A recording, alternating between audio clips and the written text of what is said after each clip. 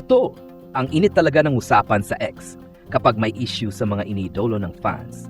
Parehong malalaking pangalan sina Sara Geronimo at Catherine Bernardo, kaya hindi nakataka-taka na may kanya-kanyang kampo na nagpipilit na mas karapat-dapat ang idol nila bilang judge sa Pilipinas Got Talent C7.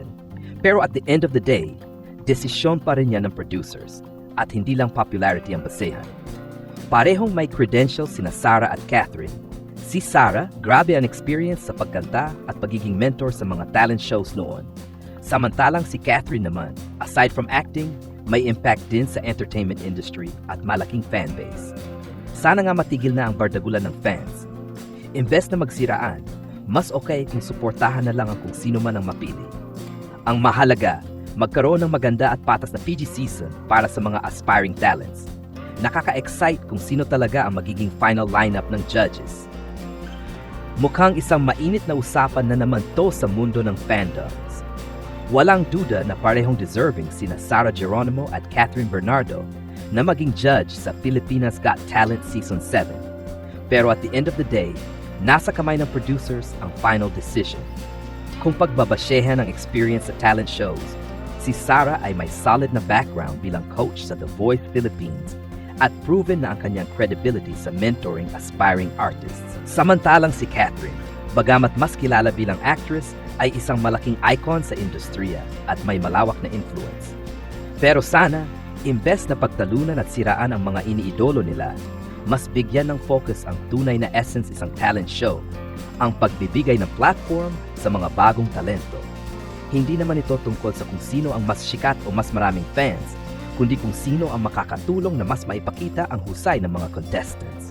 At kung si Sara nga ang mapili, siguradong matutuwa ang popsters dahil matagal na rin nilang nami-miss siyang mapanood regularly sa TV. Kung si Catherine naman, malaking achievement ito sa career niya at another milestone sa pagiging versatile artist niya. Kaya chill lang mga fanning. Sa huli, ang tunay na panalo dito ay ang mga contestants na mabibigyan ng chance na ipakita ang talento nila. Ang isang interesting na angle rito ay kung paano nagiging malaking factor ang fandom wars sa entertainment industry. Hindi na bago ang bangayan ng fans sa social media, lalo na kapag may ganitong casting decisions na posibleng makaapekto sa careers ng kanilang inidolo. Pero kung tutuusin, hindi naman dapat pinagtatalunan ito dahil parehong may unique strengths sina Sara Geronimo at Catherine Bernardo. Isa pang point na dapat i-consider ay kung ano ang hinahanap ng Pilipinas Got Talent sa isang judge. Kung based sa experience sa mentoring at reality competitions, mukhang mas lamang si Sara dahil sa background niya sa The Voice Philippines. Pero kung ang goal ng show ay magkaroon ng fresh perspective at iba't ibang representation sa panel, pwedeng pasok si Catherine bilang isang highly influential superstar na makaka-relate sa bagong generation ng talents. At kung tutuusin, hindi rin naman imposibleng parehong mapabilang sina Sara at Catherine sa panel, lalo na't 4 ang magiging judges ng show. Kung mangyari iyon, siguradong mas magiging exciting ang PGT mix ng expertise sa singing, acting, at overall entertainment. At the end of the day, mas okay siguro kung ang mga fans ay mag-focus at pagsuporta sa kanilang idols nang hindi na kailangang maghatakan pababa. Ang tunay na essence ng talent shows tulad ng Pilipinas Got Talent ay ang pagbibigay ng pagkakataon sa mga bagong talentong Pinoy, hindi ang kompetisyon sa pagitan ng mga sikat ng celebrities. Depende kung anong klaseng batikos ang natatanggap niya.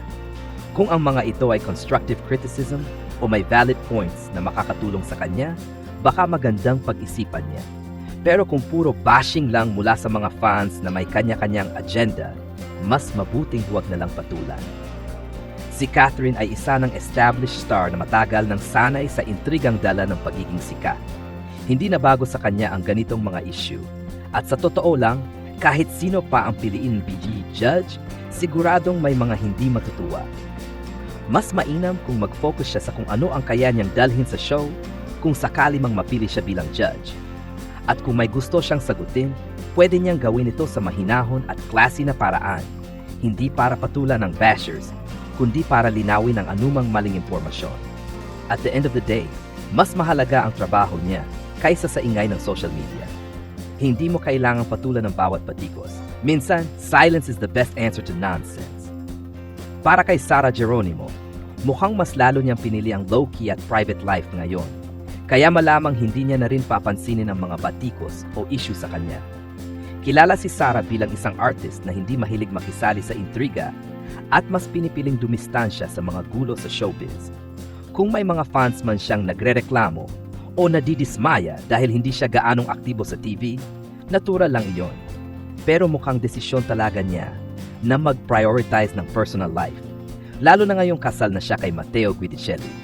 Kahit wala siya sa mga talent shows o teleserye, patuloy pa rin naman siyang gumagawa ng concerts at projects na mas gusto niyang gawin.